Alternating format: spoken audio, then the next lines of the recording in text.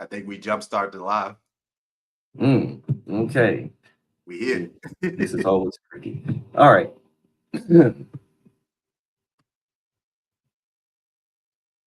Good morning, good afternoon, or good evening, depending on where you're from. Welcome to Message to Movement Winning at Being You. I'm your host, Coach Mills Rogers.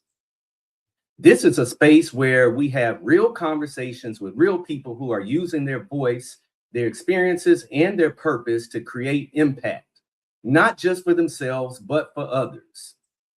Today, I'm excited to be joined by Brian Olds. We're going to talk about identity, purpose, leadership, growth, and all kinds of things. What it actually looks like to win at being who you are without pretending or performing. If you're watching live, feel free to drop where you're watching from in the comments. And so let's get to it.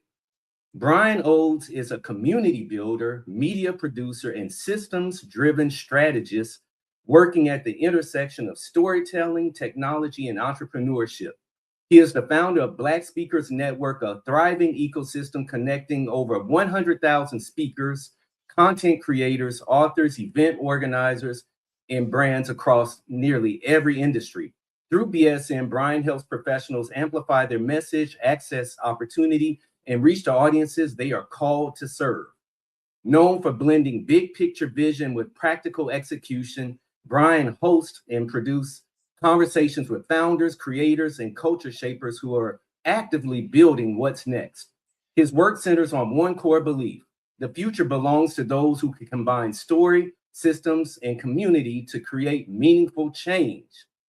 Without further ado, Brian, thank you so much for being with us today.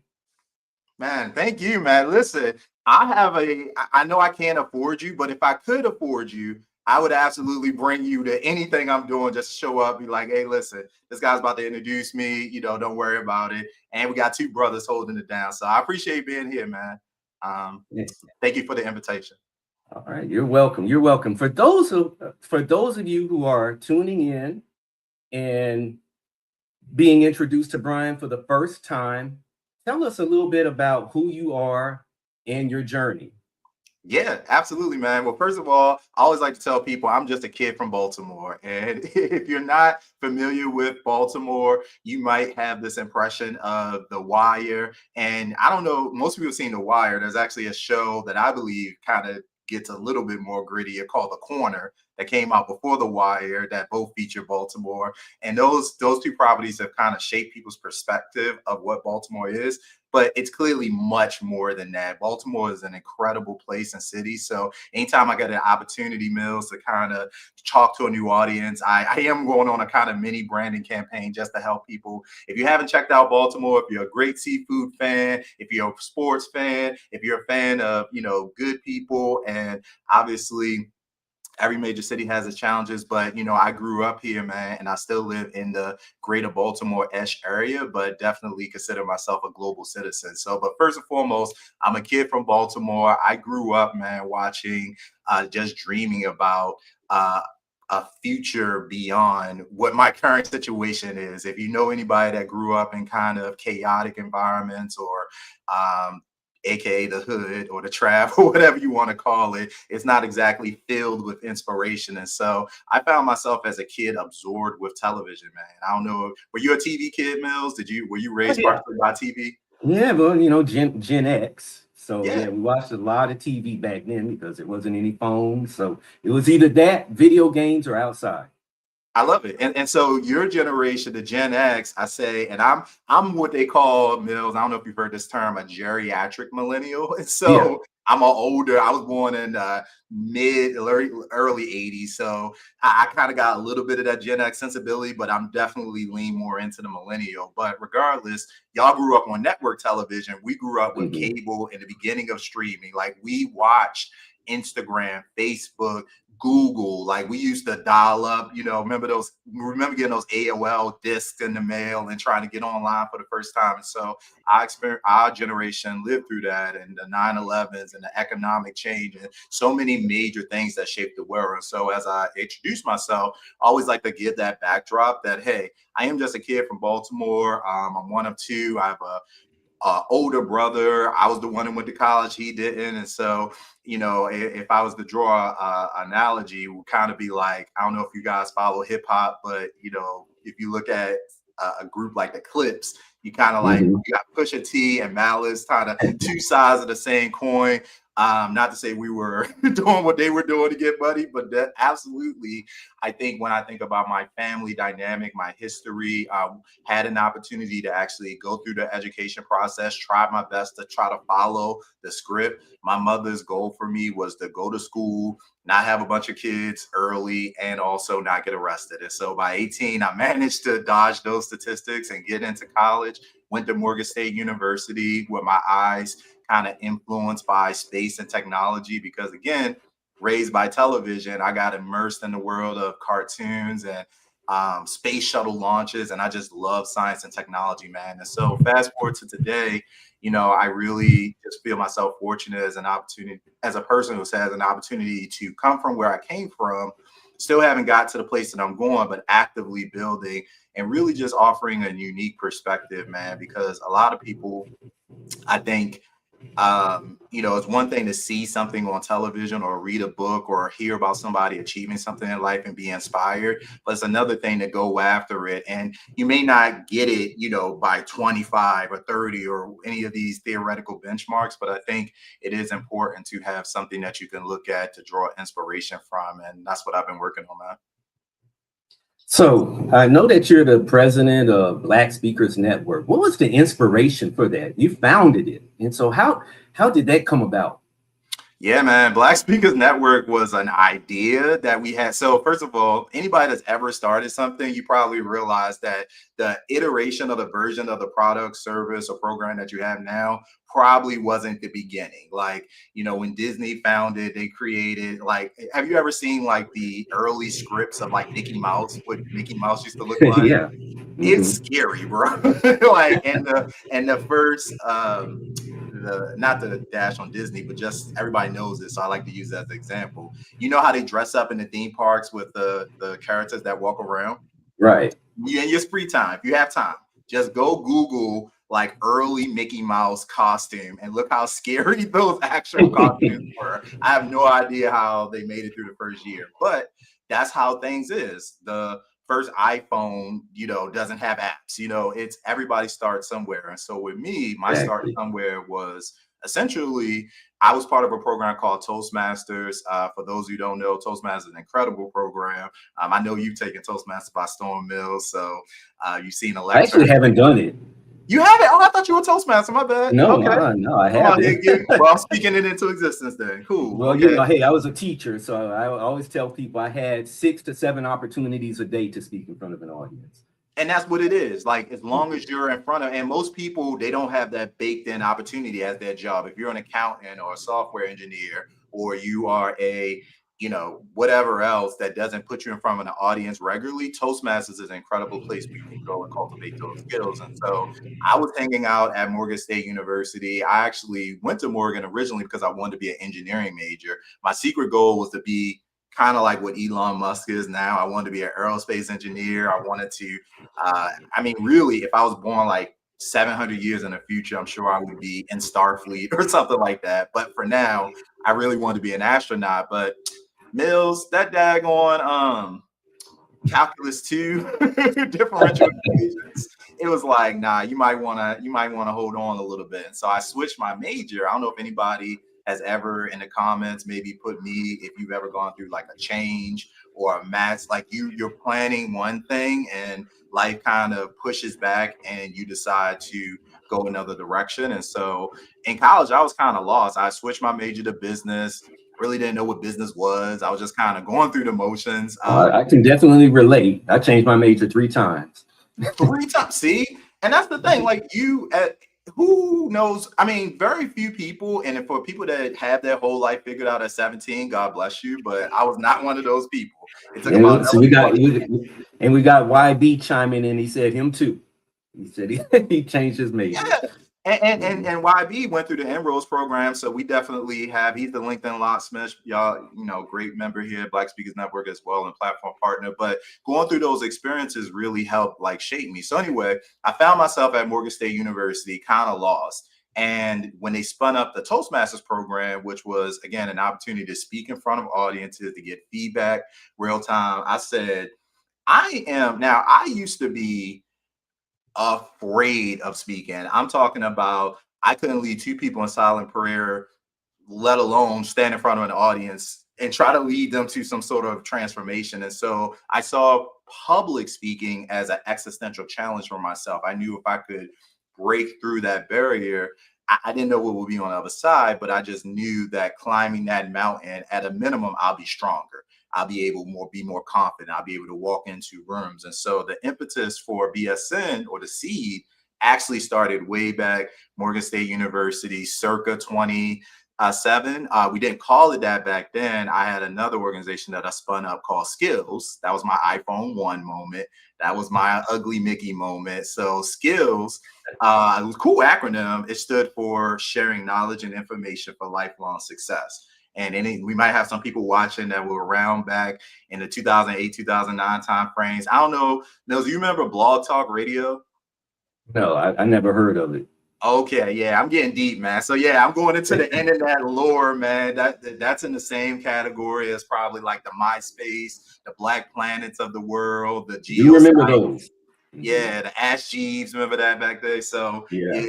we can pull in some internet lore, but basically, before we had streaming platforms like we do today, there was this platform called Blog Talk Radio, and basically our theme, it was basically like a live blog essentially, so people can watch. It was like early live streaming, and it was called the #1 show that help professionals learn and grow. And so I've been interviewing professionals, entrepreneurs, my peers, people I connected through a Toastmaster, and just other professionals all the way back to 2008. And then obviously we made no money because I had no idea what I was doing, but it gave me practice. It gave me an opportunity to learn, like, oh, this is how you make a website. Here's how you go live. Here's how you set up lights. And then that evolved, and eventually the idea came about to create a formalized speakers network. And that came about because with Toastmasters, you're learning how to speak. You're learning fundamentals of presentation skills. And you probably already know this, Mills. When you first start speaking,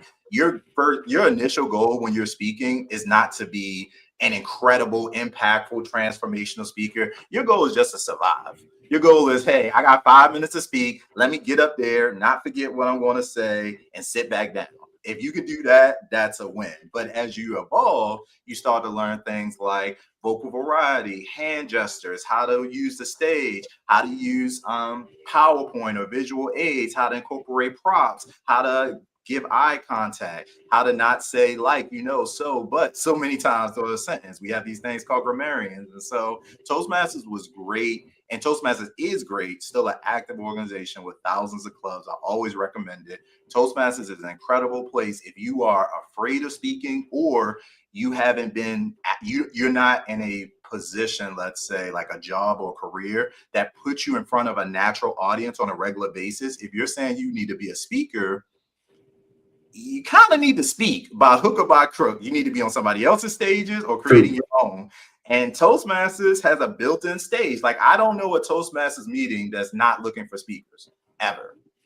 And those the people there, you're not necessarily going to sell stuff, but you're learning feedback. But I have gotten business from Toastmasters. Oh, We can wow. talk about that later, but if you want. But my point is, I started at Morgan State University in this Toastmasters program, created this company called Skills, and those planted the seeds for what eventually became Black Speakers Network, because Toastmasters is really, really focused on the art of speaking, getting more comfortable and putting together a presentation, delivering it. It doesn't really go into the business of how to position yourself as a speaker. How much do you charge? How do you get paid? How do you, brand yourself? How do you figure out a target market? How do you talk to meeting planners? What do they even want from you? And so as I started learning this whole professional speaking side, I realized that we needed an organization that would contextualize that knowledge. And so we came up with Black Speakers Network. So I founded the organization, I think that was back in 2016. There's always all these different dates. It's like the day you had the idea, the date that you filed your LLC, the date you got money. They're all different dates. But around 2016, we spun up the community that we now have, which is, you know, the Facebook group. And from there, started hosting live programs. We did speaker development classes literally every Thursday night. Again, same thing, interviewing experts, bringing them in. We started a platform partner program, and the rest is history. Okay, man. And so it's been quite a journey. I know it's a big group. You know, you have what, 100,000? You know, the numbers, I always say the broader community is about 100,000 across all of our followership. When you add up the YouTube, the Instagram, Facebook, email list, all that. And we've had 1 million views, over 1 million views across all of our different platforms. So yeah, that's the footprint. So we have the larger BSN community, and then we have a membership like you're a part of, which is kind of more exclusive. That's $25 a month currently, $250 a year.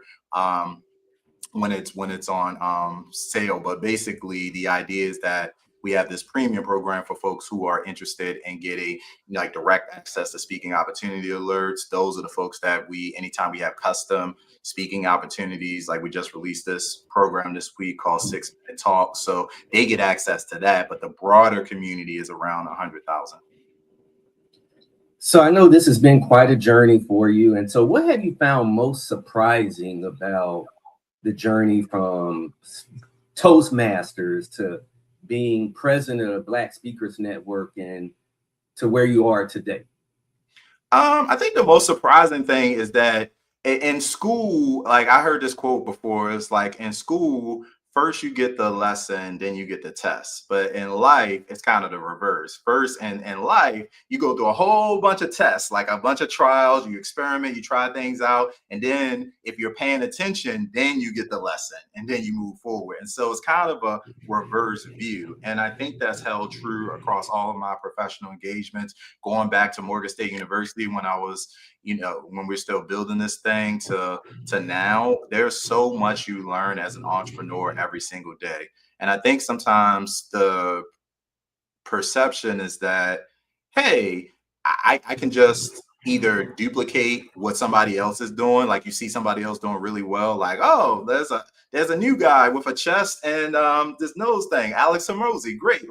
He's doing ads, so let me just do this. And he's like, oh, somebody said I need books, let me do that. And somebody said I need to host events, so I'll start do that. And you can find yourself stopping so much that it really doesn't lead to meaningful progress. And so I think the journey as an entrepreneur is way more internal than I realized. I think that, you know, and this is a benefit I think I've had of just trying different entrepreneurship journeys early and failing early, because now in my 40s, I'm realizing your business is always going to be at some level an external representation of what's happening internally. And so to the extent that you're organized, the extent that you know your mission, the extent that you aren't, you know, insecure or worried about what other people think or whatever, all of that shows up in how you deliver programming. And so I think that's been the most surprising. Most people talk about the mechanics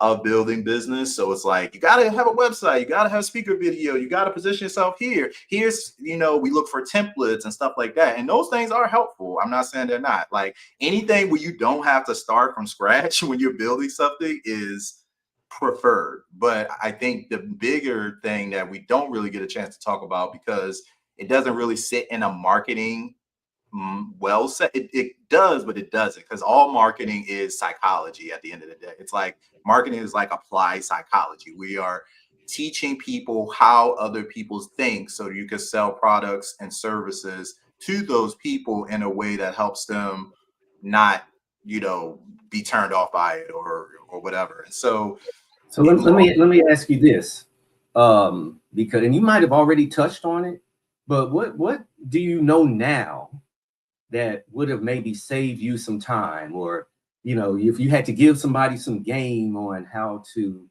deal with this entrepreneurship, whether it's to be a speaker or start some other business, what do you know now that could maybe save them some time that you wish you would have known? And you might have touched on it already, but I'm just No, not really. I think it might be embedded in some of those. First of all, great question, man. That's why I love being interviewed with you. It's like being on Dateline or something. It's like we're gonna get the real questions. But so no, this is good. So I think a few things. One is when it comes to just business in general, everything's an experiment.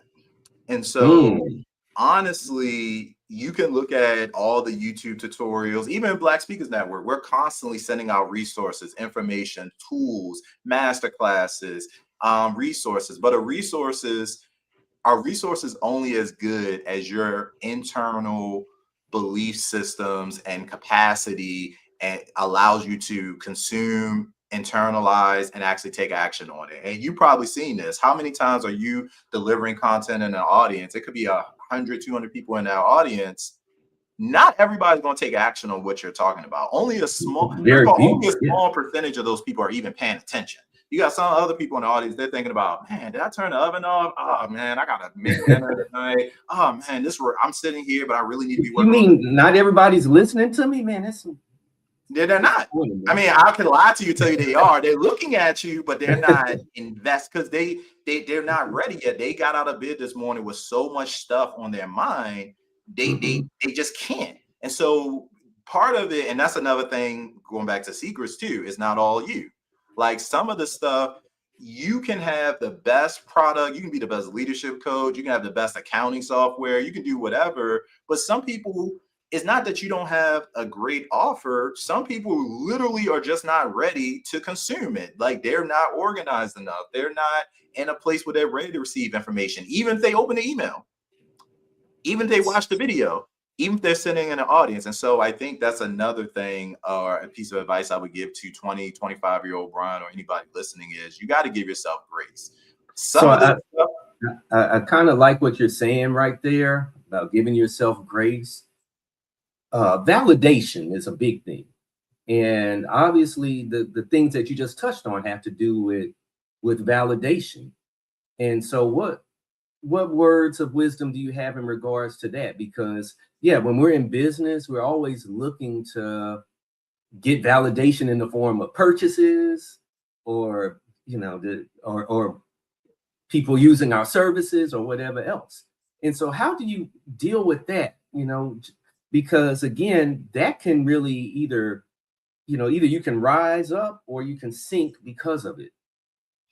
Well, I think in today's era, what I would say is we have the tools and the technical framework to capture validation and measure it better than any other generation in history. Like 20 years ago, like when I started, you couldn't just pull up a YouTube. You can go search a YouTube channel and say, so if I'm thinking about putting out content on, I don't know, figuring out, well, I mean, we have programs now. So I'm doing this YouTube partnership with Keandra. We got a masterclass. And so as I'm looking up trends on YouTube and trying to see which pain points people are struggling with, making sure like our marketing copy is correct, I now can go to again, how much does it cost to use YouTube?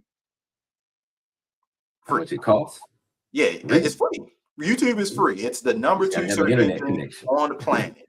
I mean, you can buy premium, which if you do not use YouTube Premium, you are a psychopath because I am not watching a 4-minute ad on a Toyota Tacoma. Not against Toyota, but just saying, like, I need to go directly to what I'm trying to find. Anyway, YouTube is free market research. And so you can quickly validate, okay, what are people searching for? And even within a specific video, like let's say I watch one of your YouTube videos, you know how when you watch a video, you can see like a little heat map and you can see how many times we replayed a certain section. So now, not only is YouTube giving us, again, I just want to reiterate this, for free, you not only get an opportunity to see like, okay, somebody put out a video on this topic. It got either 10 views or 10,000 views or somewhere in between. So you validated interest. Then in the video itself, you can see exactly what topics people are most interested in by looking at the metadata. And that's just one example. There's hundreds of ways to get free marketing insights now just with the tools that we have available. And so we're in a time now where it's easier to ever to get that insight, and it's easier to ever to deploy those little small tests on your own brand, being able to put up a Instagram reel talking about a topic. Again, all of us are holding this magic talisman around. Mine is kind of dirty, but everybody's holding their magic talisman. You're walking around with a stage in your pocket. We weren't walking around with a stage in our pocket in 2007. We were walking around with a flip phone that barely played Snake. So the idea now that you can go direct to consumer with your message, and guess what? And the thing I love now about Instagram and TikTok specifically, maybe YouTube Shorts to a lesser extent, but essentially these platforms now are not optimized. They're really no longer social media platforms. They are something else, because social media imply, hey, it lets you connect with your friends and family. But most content, you could put out a video right now and it could go viral. It's going to miss 99% of your subscribers, people who are following you because they know you and like you, and go directly to that target audience. And you get to decide, you get to tell, oh man, this is something people really like. So before spending 3 years trying to perfect my brand new program on whatever, I can put up 10 videos that might take a half an hour, 30 minutes to cut all at once, cut them up, put them up, and see how people respond, and then slowly make tweaks along the way. And if you get people who are interested online, then of course that's going to translate to offline interest in the form of events as well. Yeah. So, of course, you're the president of Black Speakers Network, and it has grown. And so what lessons has that growth taught you? Because you started from the bottom, now you're here. And so, yeah, tell us a little bit more about how that has essentially gone from a message to a movement, hence the name of this conversation. Yeah, so I think that the growth of Black Speakers Network, and by the way, I think that's another thing to kind of put some realistic framework around, because Black Speakers Network is still growing. Like, it's not like we've reached a place where it's like, most of us are used to looking at these graphs of business growth and assuming that's the normal line. So it's like, hey, you have a product, you have an idea. I'm trying to do this the right way because it's weird. You have a product idea, you announce it, people immediately want it, and then sales just go up like this, like parabolic.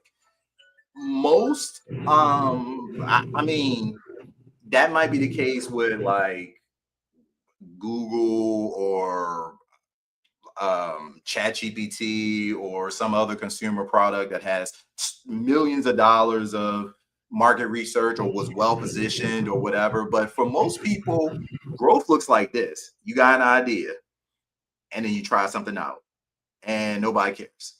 And then you try something else, and nobody cares. And you try something else, and some people care. And then you try to pivot off of that, and then you build a small community, and you take that small community, but then people start dropping off, and then you're like, okay, you find something else that they work, and then they pay.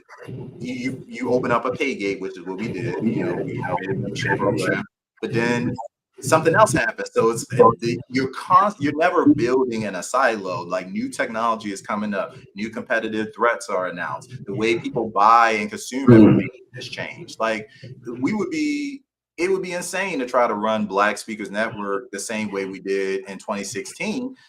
Like, we were using directories and things of that nature, which again, helpful at the time in a web 1.0 world, but in a web 3.0 world, where the number one search engine very soon is probably going to be one of the AI platforms. We don't know which one yet. Probably Google Gemini, if Google has anything to say about it.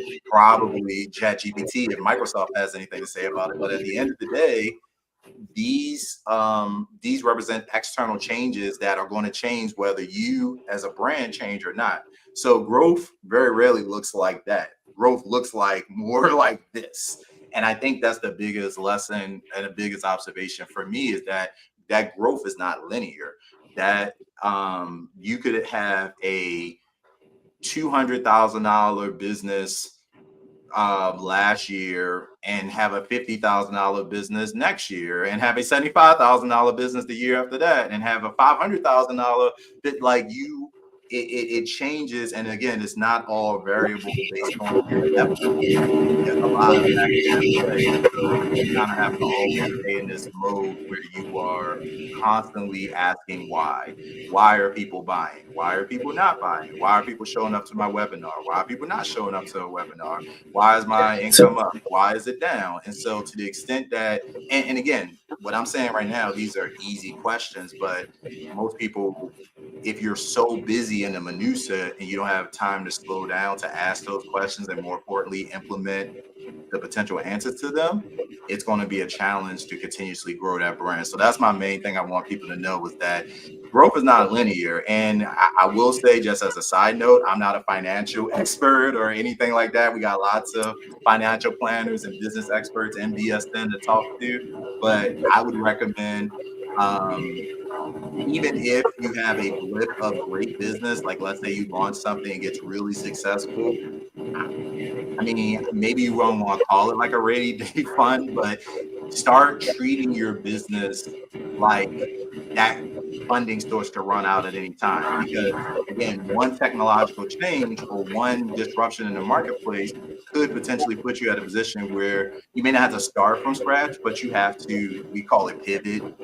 I don't really like the name pivot, Mills, because pivot to me kind of indicates that, pivot when you're like a ballerina or something, it's just a quick little, it's a turn.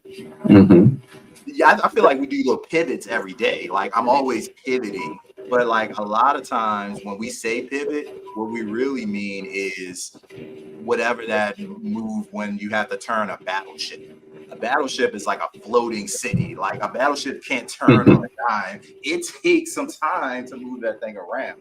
And when you're running a business, it's more like that maneuver. You're doing little pivots, but sometimes you like, yo, we're going to the Indian Ocean. We probably need to go to the Atlantic Ocean. Let's reset course. And that reset course is going to take time to turn the ship to the proper direction, and it's going to take time to get there. And you need room to be able to process those types of changes as an entrepreneur growing through that. So as an entrepreneur, you talked about looking at the data and the metrics and everything. And when you were saying that, I was like, how can somebody discern when to maybe sit still as opposed to saying, okay, maybe we need to tweak this, we need to change it, you know, because I think it's easy to overreact. You see the metrics and you might be like, well, dog it, they didn't attend this webinar. I must have did something wrong. And so now you want to change everything. And so I'm just curious, like, how do you, again, how do you have that sense of discernment as to when to make a move versus when not to make a move? Yeah, I mean, I'm not going to pretend to have the perfect answer to that, but I do think some things to keep in mind. One is, so I mentioned kind of adopting more of a scientific method to this, right? And again, I am not a scientist, but I have stated a Holiday Inn Express one time, and that is only going to be funny to like 3 people watching this. But the point is, I've seen, I took science in school. I'm loosely familiar with the scientific method. When you're running a science experiment, there's a couple things you need to kind of have in place. Most scientists don't run experiments indefinitely. We're like, we're trying to see if we can produce this chemical reaction. They don't have years and years. Like one thing you set in an experiment is a time horizon. I'm gonna observe this for 3 days. I'm gonna observe it for 3 weeks. I'm gonna give myself 90 days. You set the conditions, the variables, and a time horizon. You do an observation, list the results, and then you make you make a hypothesis in the beginning, and then based on um the outcome of the experiment, you either are proving the hypothesis is either supported, it's disproven, or it's unclear. And either one of those answers is perfectly acceptable. The scientist, if the results come back, positive, the scientist doesn't feel a way about it. He's not like, oh man, I knew it. Cancer, is bad. Okay, we knew that already. Like, or this particular process didn't work the way we thought it would. Either way is good because the answer is you have data. So I think part of it allows us to be, if we can adopt a more scientific approach, for lack of a better term, as entrepreneurs, then I think that would allow us to have a more balanced perspective of what we're trying to achieve. Because the reality is, again, building business is hard. But anything worth having is challenging and Right. difficult. Like, it's going to take time to figure out what your brand voice is. It's going to take time to figure out your marketing strategy. It's going to take time to figure out pricing. It's going to take time to figure out which keynote you want to offer to different organizations. If you're brand new, it's going to take time to figure out if you're more of a college speaker or a university speaker, or you like to host your own events, or you're going to be more of a content creator. Like, it takes time. And the only way you can get to that is experiments, data, reflection, and adjustments, aka pivoting, And so that would be my recommendation. Sometimes we talk about like the pieces of the puzzle, but the reality is that we need all of it. Like, we need to be able to have mechanisms where we're like, you know what, I'm gonna give this 90 days. In 90 days, I'm going to do I'm gonna show up every day on this platform. I'm gonna run this webinar. I'm just throwing out 90 days, but it could be 60 days. The individual time horizons are calibrated by your own business goals, your own capacity. Like, some of us are still working full time. Some of us work on multiple jobs. Like, Crystal and I got a session coming up talking about ownership later this week with Graphy. Like, most of us are not just doing any one thing. And so it's important that we have a plan so that we can stay focused and disciplined when it is time to approach those areas that we want. And then the last thing I'll say about it is that there's an X factor that I don't hear talked about a lot, but I think is very important. And that X factor is, again, internal. It's intuition. Only you. It's kind of like going back to the 90s day. Like, you know how they used to be like, only you can prevent forest fires. Yeah, I mean, there's other things that contribute to forest fires that have nothing to do with me. But yes, I can play a more proactive role in preventing them, sure. But only you can know what's right for your business. And so it doesn't matter what somebody else says, the opinion of your partners or whatever. At the end of the day, if you're like, I ran this experiment, I saw this result, and now there's an option. The data is saying maybe I should do this, but what does your instinct say? And that instinct gets refined over time. But if you're going against violating your own instinct, you're going to roll down the street with the foot on the brake anyway. And that's not good either. And so that final check, when you have exhausted the data, is internal, your intuition. And there are people that your intuition will take you to a place where the data drops off, because the data is only going to say what's happening. It's not going to say exactly what to do next. People who are waiting for exactly what to do next don't make great entrepreneurs. You need to. And that's what I found is, a lot of times people want the exact blueprint, and that is almost non-existent, because especially in the speaking game, we're the product. And so I can give you exactly what I've done, but it might not work because you're not me. You don't have you're not the same person. You don't have the same charisma or whatever else. I'm not saying that I'm all that. I'm just using that as an example. No, you got the charisma. So, that's what I found challenging when I've talked to people, is that, they want the exact blueprint and they want it to happen. And, in my own journey, I found that, hey, I'm trying different things. And I think the one thing is you have to detach your ego from the results, because some things might not work, and that's okay. I always say nobody's thinking about you as much as you. And so if it doesn't work, it just doesn't work. They're moving on. They got 100 million things in their news feed. So, carry on.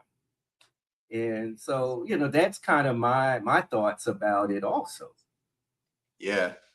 Yeah, I'm listening to a great book right now, 50 Cent, and he talks about in there, being like, he talks about fear, like in the very beginning, and I'm like, I listening to a book on audio. I this is my first time. I haven't watched Power. I've watched Raising Kanan, but I haven't consumed all of his content or whatever. And I haven't seen many 50 Cent interviews. So listen to the book. I'm coming in kind of cold. I'm like, man, I'm expecting him to talk about being ruthless, doing that, and whatever. And he's starting the audiobook talking about vulnerability. And it's like talking about fear. He's not talking about vulnerability, but he's in a vulnerable place because he's talking about the times in his life when he was afraid. And his mindset and approach to fearlessness is like not being afraid. And I think we all know that like fear isn't absent. I mean, courage isn't the absence of fear, it's the ability to take action despite of it. He talks about running towards your fears in a way that allows him to do that. And I think there's something to that because most people are to an extent they allow fear to control a large part of their decisions. And fear is just information. It's just like any other emotion that's coming in. It's telling us like, hey, look out for something. Fear isn't implicitly telling us to not do something or that we're going to be penalized for doing something or not doing something. It's just coming from somewhere. And so I think that to the extent that we can lean into being more intentional about acknowledging fear, but not using it to just objectively control which direction we go is going to be important because he mentioned that in the book. He's like, yo, 99% of my people, his like competition, the people he goes up against or whatever in business, he's like, yo, they opt themselves out before it even gets to them. And so just by being not fearless, but embracing what it means to acknowledge your fear and move forward anyway, you separate yourself from like 95% of the competition out there. This has been wonderful, man. I mean, we're getting close to the end. I hate to even end it, man, because you've been sharing so much. But one thing I do want to ask you, you're in a prominent position, as the face of Black Speakers Network. And so I know a lot of people come at you, and I'm sure some of them are like, hey, you should do this, or why aren't you doing that? Or they may even offer criticism. How do you deal with those things? Yeah, well, first, please. I mean, because there's two types of criticism. I think criticism is incredibly helpful. There's two types of criticism, though. There's constructive criticism, and then there's I don't even have a word for it, but maybe we're just, for lack of better term, call it unhelpful criticism. Throwing shade. Or whatever, because Yeah. I think because it what matters is the intent.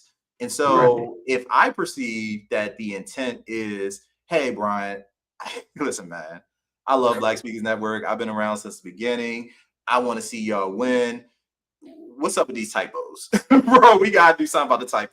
Like, and that's great criticism. Hey, have you heard of Grammarly? Are you on the Pro Pack? Do you want me to give you a free month? Want to try it out? You want to join our team account? Like, constructive criticism plus a resource.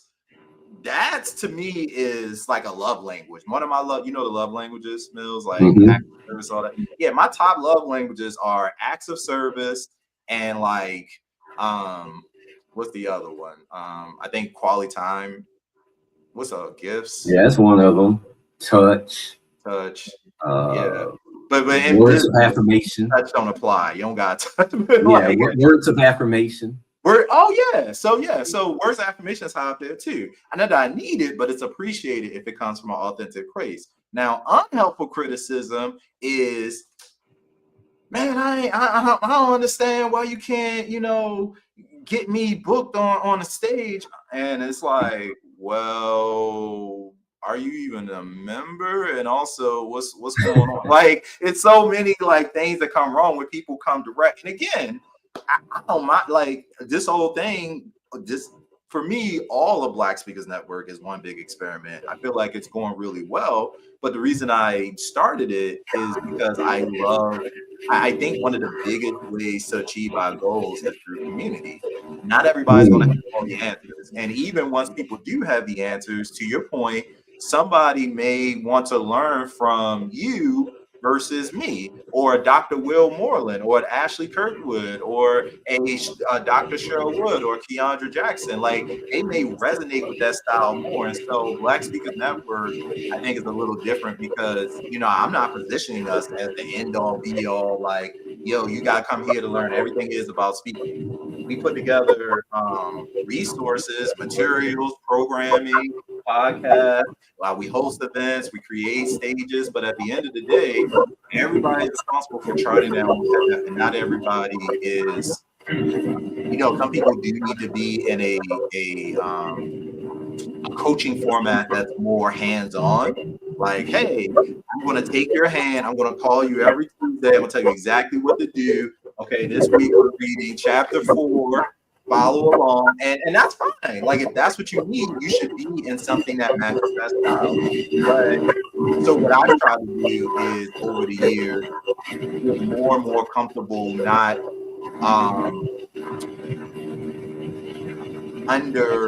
over promising and under delivering. And so it's like, hey, this is what we are, this is what we not, and this is who I am, and this is who I'm not. And this is why I'm hot, and this is why I'm not. No.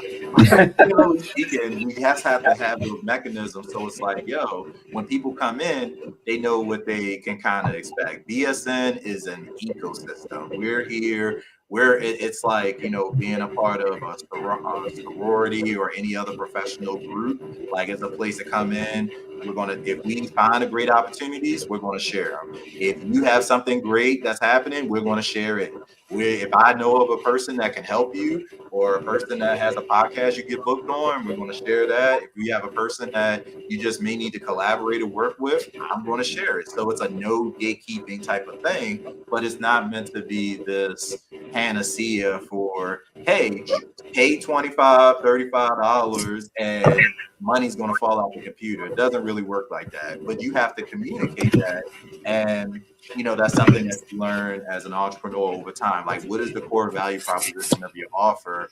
And is it enough? Like, is it what people actually want? And give them the opportunity to decide if it's something. If you have feedback, everybody in BSN, any email that we send out, if you click reply, it comes right to me. So there's no hiding. It's like, hey, if you got a question, let us know. But yeah, the unhelpful feedback, the kind of sits at a place of trying to, I guess, for lack of a better word, displace some of maybe, things that they don't want to do or can't do. Now, if it just comes from a place of, hey, I just don't know, great. That's fine. I love to educate. I love helping people, see the resource. I love helping people understand why things are the way they are. But just coming from a place of more entitlement, then I generally just kind of ignore it. Or if they're a member, then I gotta address it because I don't ignore customers. But Right. if they're not a member, I tend to just kind of ignore it. And the other type of criticism comes from people who aren't really there to try to help you at all. They're really just trying to get you off your game and whatever. So it's one of the reasons I keep my comments off and my notifications Yeah. off. Okay. Well, man, we're about to wrap this up. And so, yeah, what do you have coming up? What's on the horizon for 2026? So much, man. Like you said, we lean in heavy to digital programming. So I'm not sure when y'all are watching this. If you're watching live now, congratulations. So on the 20th of January, this session, we have a free session coming up on Thursday with Graphy, where we're talking about the power of ownership. So I mean, as you know, Mills, I mean, we're kind of in this environment now where ownership is everything, and not just owner of physical assets, intellectual property, content. And so we're going to have an incredible conversation with Crystal Berger, another great BSN member. She'd be great for you to interview too, by the way, at some point if you like. But generally speaking, I'm excited about that live conversation we got coming up Thursday at 12. And then on Saturday, we have our YouTube masterclass coming up with Keandra. This is our 4th time hosting it. Keandra is incredible because she actually has built a followership. I watched her build from 0. She just hit over 15,000. She has multiple YouTube videos that have done between 10 and 50,000 views. And one of her top videos has done 96,000 plus views. And so she's going to be talking about how to get your first 1,000 subscribers. That program is only $99. So if you are a person who's like, I don't have a YouTube account, or I do have a YouTube account and I haven't done anything with it, that might be a great resource to plug in. But we are having programming all throughout the year, man. As I mentioned, we have 6-minute talks. And so now every Black Speakers Network member has the opportunity to submit a 6-minute talk where you're answering one specific question about your industry. Not two, not three, one. And that's positioned across 5 platforms, kind of like a mini TED Talk, if you will. Not that I want to invoke their branding because I don't want to get sued, but basically, it's an opportunity. Again, anybody that's in the Black Speakers Network ecosystem can have a stage at a minimum once a month. We'll probably expand it as we go, but that's another cool resource that's out there. So we're just gonna keep what we're doing, man. Creating stages, equipping speakers, still sharing speaking resources and opportunity, and really plugging people into the places that we think they can grow and thrive in 2026. Awesome, awesome. Brian, thank you so much for spending some time with us today. You're just a wealth of knowledge and wisdom that I know that you've blessed people that are going to hear this conversation. And so again, I thank you so much. And you know, Brian is not hard to find, just like Coach Prime's not hard to find. Brian's not hard to find either. So reach out to him if you have questions about the Black Speakers Network and some of his other endeavors. And so with that being said, I appreciate you tuning in today. Change happens one person at a time, 1 second at a time. Let's go. Let's go. Thank you, Mills. Welcome.